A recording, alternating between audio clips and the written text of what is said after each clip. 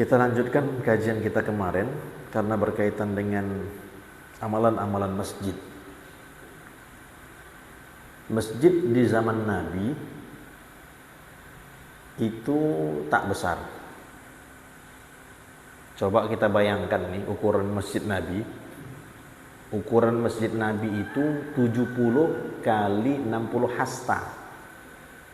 Kalau kita buat meterannya sekarang ini, itu kurang lebih pertama kali masjid yang dibangun Nabi tahun 1 Hijriah 622 Masehi. Penanggalan kan 1 Hijriah Nabi. Berapa ukuran masjid Nabi? Ukuran masjid Nabi 35 kali 30. 35 kali 30. Jadi panjang itu 35 meter, lebarnya 30 meter. Semana tuh kira-kira, Pak? Ini ada sampai lebih lah ya. Hah? Ini 10 nih ya. Kalau 30 hah? Lebih lah ya.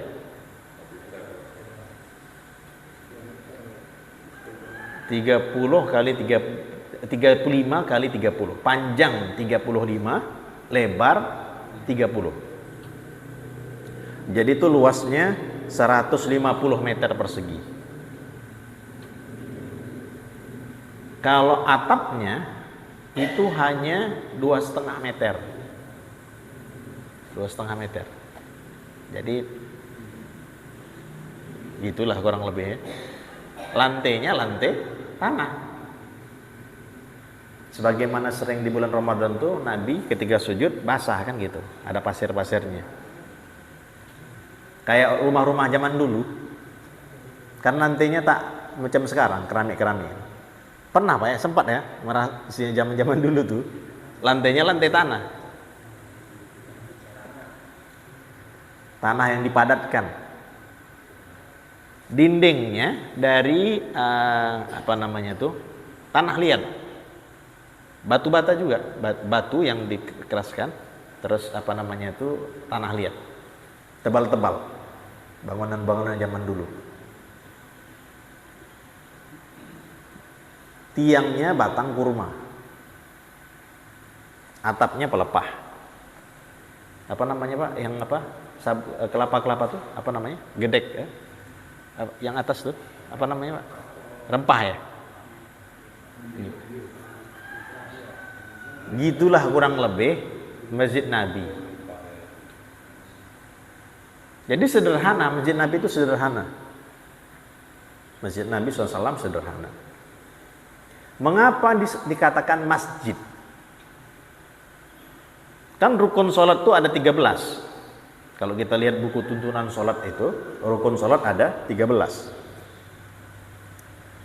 Kenapa masjid? Sajada yasjudu, sujud.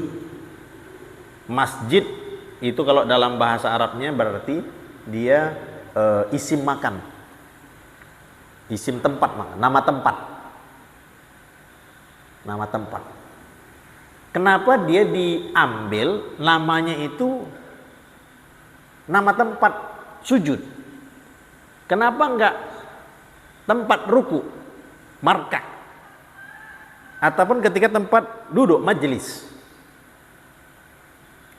Mengapa diambil tempat sujud, masjid?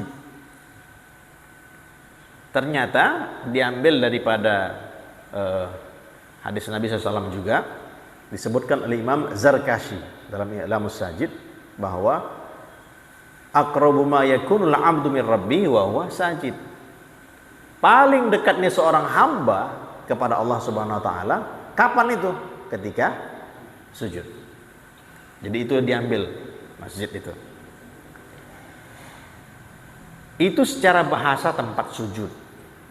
Secara istilah masjid itu semua tempat di permukaan bumi yang dapat dilaksanakan sujud itu namanya masjid. Artinya kita tidak belum ke poinnya. Kekhususan umat ini, umat Nabi Muhammad Ju'ilat liyal ardu masjidan. Dulu, umat-umat dulu, dia tak seperti kita. Kalau mereka mau ibadah, orang-orang Bani Israel dulu, itu tak bisa macam kita.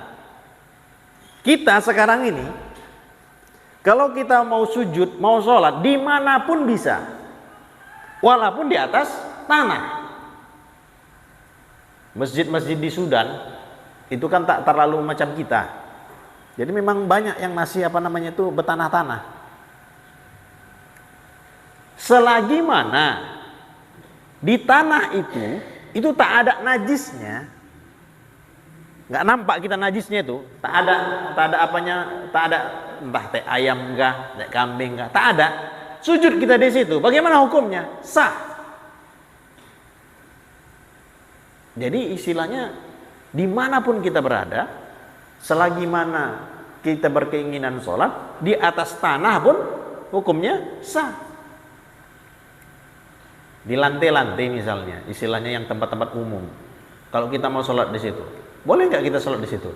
Selagi mana tak nampak najisnya, hukumnya sah. Di mana berlaku nih ya, ketika mungkin kalau di Indonesia ini kan banyak lah musola masjid kan tak ada masalah. Di negara-negara non muslim itu tak ada memang masjid, payah kali nyari masjid. Jadi awak sholat di mana? Pinggir-pinggir jalan itulah. Udah waktu nih, kan mak gawat nih, cari-cari masjid tak ada, semuanya bangunan-bangunan semuanya. Udah sedia nih memang, sejadah itu memang sudah sedia. Kembangkan, Allahu Akbar, jadi. Jadi dulu umat terdahulu mereka tak boleh macam kita.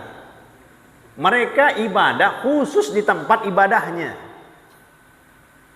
Kalau orang Bani Israel dulu kan itu seperti sinagog namanya, sinagog. Kuil-kuil istilahnya begitulah, tempat rahib-rahibnya. Begitu saja, tempat-tempat khusus. Kita dimanapun boleh. Nah, kemudian kalau secara istilahnya yang sekarang ya, masjid itu apa yang dikatakan masjid? Masjid tempat sholat 5 waktu. Ya, masjid itu sholat 5 waktu. Masjid jami biasanya untuk sholat Jumat. Nah, ini kita masjid jami ini. Berarti untuk sholat Jumat. Maka kalaupun ada musola, surau, menasah, apalagi bahasanya, langgar, itu bagaimana? Apakah masjid juga? Jawabannya, kalau memang sudah diwakafkan, itu pun masjid juga, tapi bukan masjid jami. Sehingga kalaupun iktikaf di situ hukumnya sah, walaupun di surau, musola, menasah, langgar. Hanya saja menurut Bimas Dirjen Keislaman, itu musola itu bagaimana? Musola itu tempat kecil yang digunakan untuk sholat. Maka di kantor-kantor namanya musola, apalagi di hotel musola, di mall musola, tempat sementara. Ya. Jadi memang bukan tempat sholat yang diadakan terus-menerus. Jadi nanti insya Allah kan masuk bulan Ramadan, kalaupun di sekitar kita pun ada musola dan sudah diwakafkan. Kadang-kadang kan musola kita ini kadang-kadang bermacam-macam statusnya. Ada yang dia musola keluarga, ada yang dia musola memang tempat sholat sajalah istilahnya. Macam di sana itu ada ini, tapi ini diusahakan ya. Kalau memang belum ada suratnya, silakan diusahakan. Surat wakafnya. Kalau belum ada surat wakafnya, silakan diurus secepatnya. Ada musola satu dekat sini lah. Tanahnya tanah PJKA. Setengah tanah PJKA, setengah punya warga. Yang PJKA ini belum bisa lagi istilahnya untuk diurus suratnya. Karena punya PJKA. Yang kedua, setengahnya lagi ini punya warga sampai sekarang pun belum ada lagi suratnya. Banyak kali memang masalah tanah-tanah nih. Kalau boleh adalah suratnya jelas. Karena tak tahu kita ke depannya macam mana nih. Entah Medan ini macam Jakarta, kan tak tahu masa depannya ini. Jakarta dulu macam kita juga, model-model beginilah. Dulu. Cuma sekarang nih, makin ke depan pembangunan makin dahsyat. Dan Medan adalah kota ketiga terbesar di Indonesia. Kita pun tidak payah kalau ke kota kan istilahnya, macet itu udah luar biasa. PR kita zaman sekarang, kalaupun ada musola, masjid yang belum ada surat-suratnya, segera diurus. Takut. Kan udah ada masjid yang diambil gara-gara tak ada suratnya, tak jelas pula. Ini PR kita. Kemudian hadirin rahmati Allah Subhanahu wa taala, Nabi SAW ketika beliau datang ke Madinah, Tala'al badru alaina, disambut seluruhnya oleh orang Ansar, orang Madinah. Kan disambut.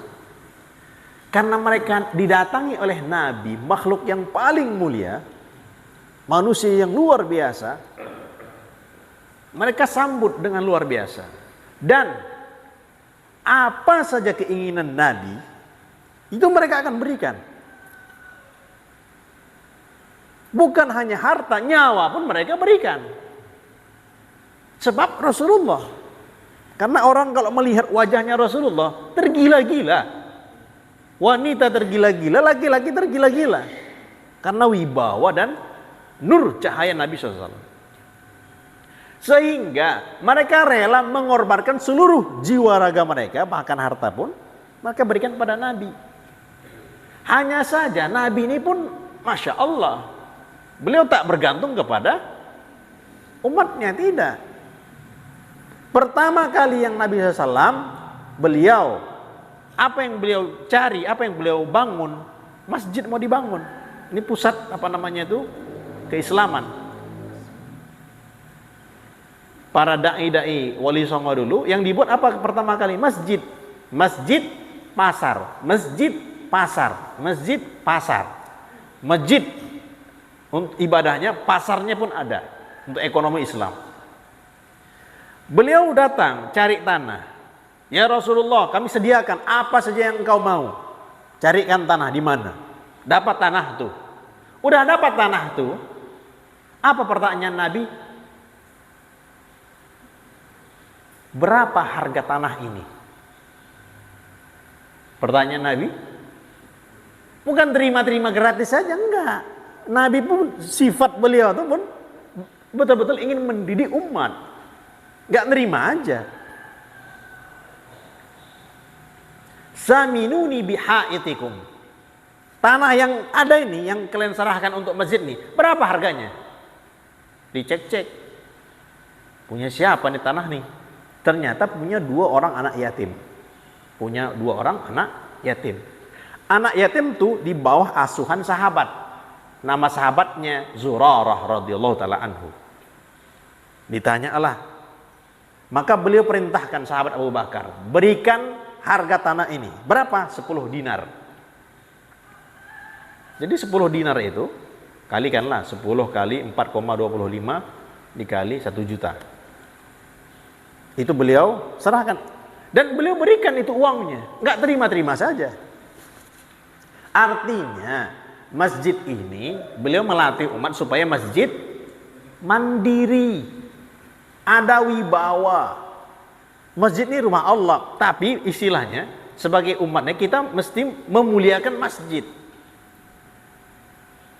Minta maaf nih. Saya pun masih sampai sekarang kurang setuju kalau istilahnya di pinggir-pinggir jalan. Sedih kita, sedih. Umat yang begitu luar biasanya ini banyak. Istilahnya wibawanya hilang. Pakai sholawat pula, lagi kan begitu. Semangat lagi yang banyak-banyak. Entah uang-uang siapa ini. Ini rumah Allah. Ulama-ulama yang betul-betul dekat dengan Allah Ta'ala itu tak mau menerima yang begitu-begitu. Bahkan istilahnya dari pemerintah pun kadang-kadang yang betul-betul waroknya itu Buya Dimyati yang di Banten itu, yang tiap hari bacaannya 30 juz tiap hari. Awak juz 30 aja pun kadang terbaca tidak. Ini beliau bacaannya 30 juz satu hari. Zikirnya jangan tanya, bacaan kitabnya jangan tanya, amal ibadahnya luar biasa, sawahnya dikerjakan, semua dibuat. Ketika siapa anak Pak Soeharto dulu, Bu Titi apa? Tuti, oh Tutut, Mbak Tutut. Oh ngasih duit, zaman dulu 1 miliar, zaman dulu 1 miliar. Ditolak. Kalau awak kan pening, mak cocok kali kan gitu. Awak udah gitu, cocok kali. Kalau awak ditolak beliau, tak mau. Beliau itu modelnya tuh, tak mau makan kecuali dari beras tanamannya sendiri. Gitulah modelnya. Model Syekh Kiai Buya Dimyati. Tak mau makan kecuali yang beras sendiri, hasil tanaman tuh, sayur-sayur, udah dari sendiri. Yang luar-luarnya tak jelas istilahnya. Ini memang, Masya Allah ya, orang-orang yang dekat dengan Allah itu begitu. Maka kembali ke tadi, saminuni bihaitikum hadza. Berapa nih harganya nih? Tanah ini berapa? Beliau perintahkan Sayyidina Abu Bakar, kasih uang 10 dinar. 1 dinar istilahnya udah bisa seharga kambing, ya, 10 dinar. Jadi kalau lah mungkin 2.500.000 kali 10 kan gitu, 25 juta. Hadirin rahmatullah subhanahu. Jadi wibawa masjid itu ada. Nah sekarang kita mulai menggerakkan seperti itu. Kalau boleh masjid yang dia mengayomi masyarakat, sehingga turut serta semuanya kerjasama. Nabi itu masjidnya sederhana. Poin penting Nabi adalah bagaimana memakmurkan masjid. Sehingga kalau masjid-masjid yang Jogokarian, yang di Kalimantan, itu mereka buat banyak acara memang. Buat banyak acara, nanti silakan untuk di pengutipan istilahnya ketika yang hadir itu mereka infak dan sebagainya, tak ada masalah. Ini tidak dilarang untuk infak, tapi jangan sampai istilahnya kita ya, seperti itu tadilah ya, sehingga uang tak siapa-siapa. Kadang dia memang nauzubillah min zalik, alhamdulillah rezeki malam ini, padahal kerjaannya kerja malam, istilahnya perempuan malam, supaya berkah, katanya sedekah dia ke masjid supaya berkah. Ada yang begitu. Nah siapa-siapa tolak bala, entah uang mana-mana. Jadi bahkan Ka'bah itu kan dibangun oleh ketika yang cerita Nabi SAW kepala-kepala suku untuk naikkan Hajar Aswad. Nah itu kan mereka paham nih. Tak boleh walaupun jahiliyah tak boleh untuk membangun Ka'bah itu kecuali harta yang halal. Itu orang jahiliyah. Untuk Ka'bah spesial, pokoknya jelas-jelas halalnya. Jadi orang walaupun jahiliyah, tak apa-apa orang tuh buat, istilahnya preman betul, tapi tetap untuk Ka'bah harta yang halal.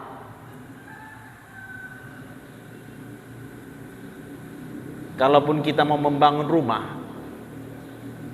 entah rumah kita ataupun rumah anak-anak, baik. Kalau cari yang mungkin mengerjakan rumah itu tukang, kalau boleh orang yang sholat,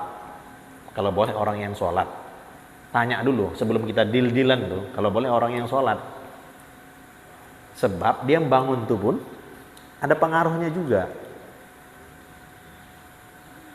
Dan payah kita cari sekarang tukang yang sholat ini cukup payah juga. Jadi sebab dia ada pengaruhnya.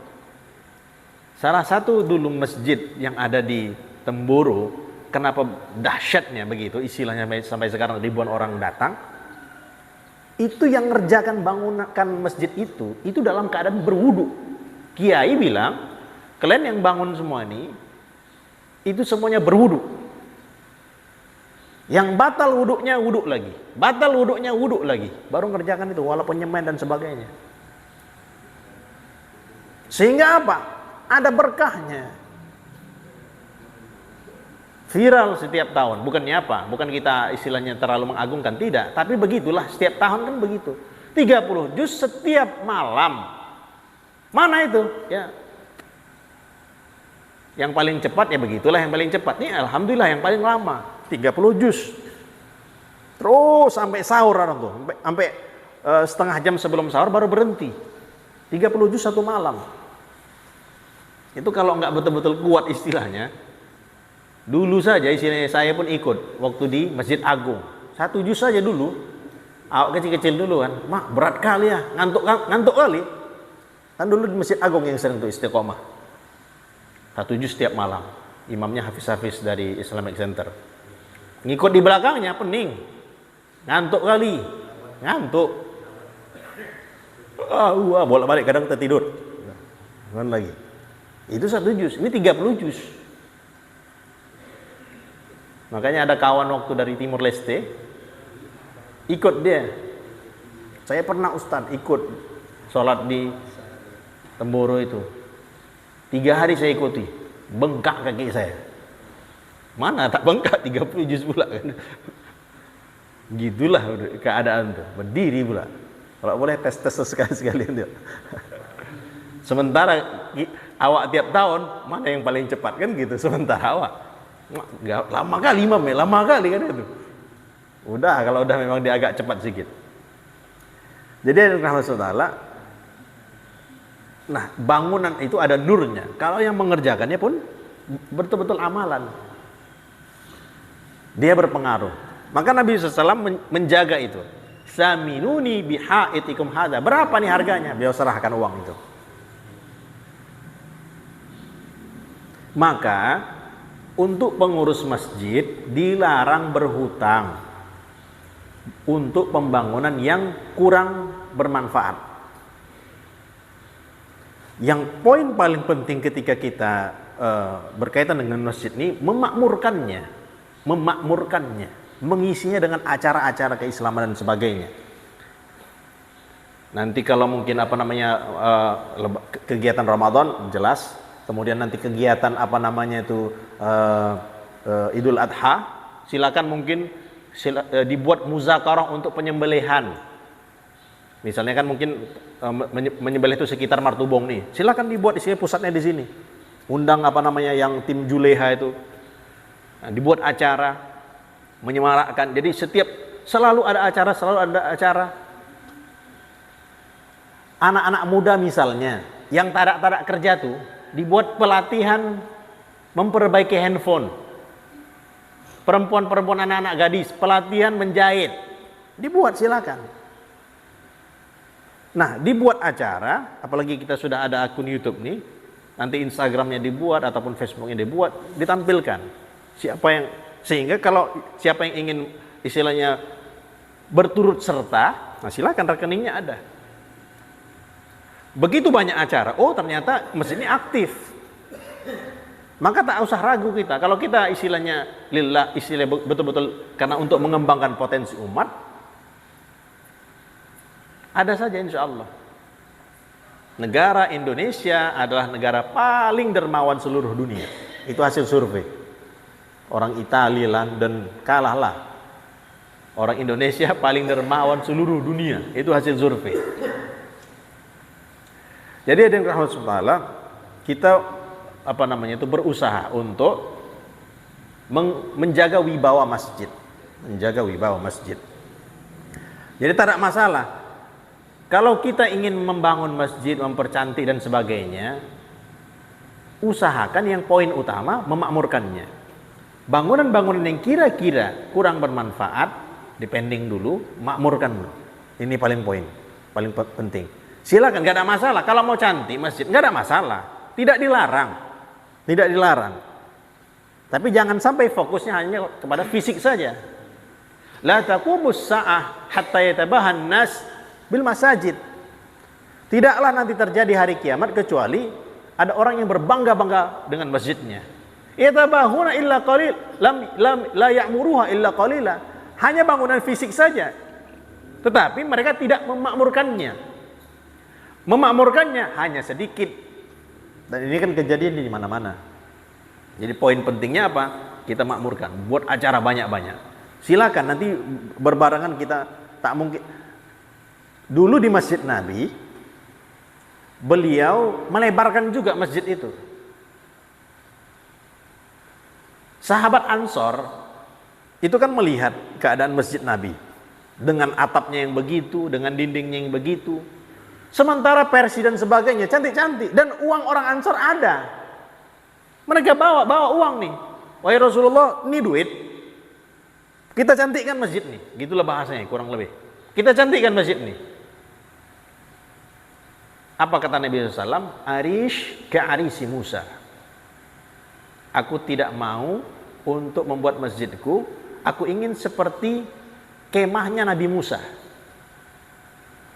Aku mau rumah Allah ini aris ka'arisi Musa, seperti kemahnya Nabi Musa. Kemahnya Nabi Musa bagaimana? Kalau berdiri kena ke atapnya, kalau berdiri di bawah. Artinya apa? Sederhana. Tapi apakah di zaman Nabi ada terjadi pelebaran masjid? Ada terjadi. Mengapa? Karena hajat. Umat Islam sudah tambah banyak. Ketika ditambah itu kurang lebih 15 kali 20 meter lagi ditambah. Tadi kan 35 kali 30. Ditambah lagi. 15 kali 20. Tambah lagi. Zaman Sayyidina Abu Bakar, Sayyidina Umar, Sayyidina Utsman terjadi pelebaran lagi. Sehingga yang tanah yang Baitul Asyi itu punya orang Aceh yang kemarin sering kita bahas itu terjadi pelebaran sehingga dibuatkan hotel dan sebagainya. Jadi wakaf produktif. Jadi masjid itu nggak ada masalah untuk dicantikkan ataupun dilebarkan, tapi poin utamanya apa? Makmurkannya. Acaranya banyak. Tenggelam aja masjid itu, sunyi kali. Ada masjid sunyi. Nah ini kita buat diusahakan ada kegiatan-kegiatan. Bagaimana anak-anak yang di masjid dan sebagainya? Apakah mereka ke masjid juga? Anak-anak memang kalau memang mereka di rumah bagus di rumah. Tapi kalaupun mereka ke masjid, sediakan tempat khusus. Contoh misalnya di belakang tuh, jangan di tengah. Di samping. Dan ada yang menjaganya. Kalau boleh remaja-remaja masjid kita lah. Remaja masjid kita karena mereka bertugas, hendaklah masjid pun istilahnya berterima kasih kepada mereka. Dengan apa? Apa keinginan mungkin kegiatan yang mereka mau buat? Kami mau latihan panah nih. Buat latihan panah. Daripada main HP aja kira-kira, buat latihan panah. Buat tadi memperbaiki handphone tadi. Buat mungkin kelas digital marketing. Bagaimana supaya mereka buat gambar-gambar flyer-flyer ataupun iklan-iklan di internet dan sebagainya, latihan promosi jualan di internet bagaimana. Nah itu membangkitkan daripada potensi anak-anak muda kita. Jadi intinya bahwa kita jaga wibawa masjid ya. Itu tadi masjid itu mesti punya kemandirian. Dan itu tadi yang perluasan masjid itu terjadi pada waktu tahun 7 Hijriah. Pembangunan pertama masjid itu 1 Hijriah. Terus makin banyak umat Islam, tahun 7 Hijriah setelah perang Badar itu terjadi perluasan masjidnya.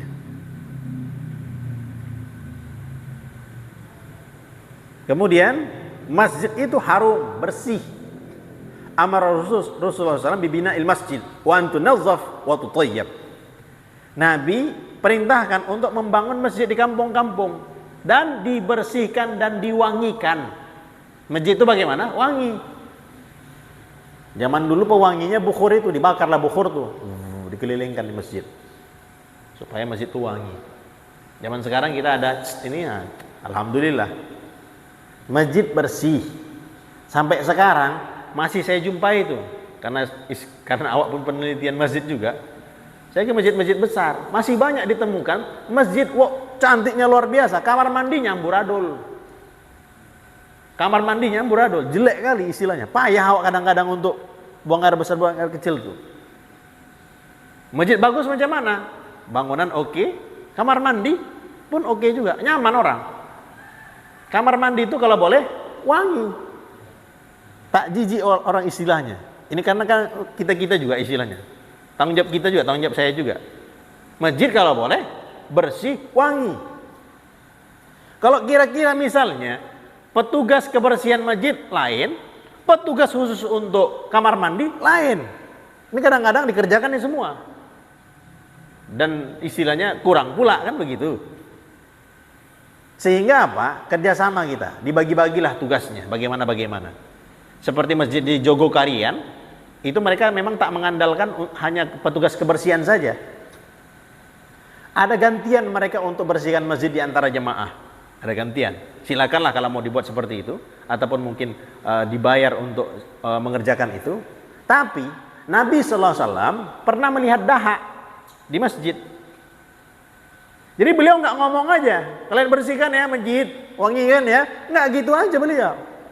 Tengok beliau dahak, apa yang beliau lakukan? Diambil, dikorek, kan tanah tuh, dikorek beliau, dibuang keluar dengan tangan mulia beliau. Itu siapa? Rasulullah SAW. Jadi nggak hanya ngomong aja, ambil dahak manusia itu dikeluarkan, tap.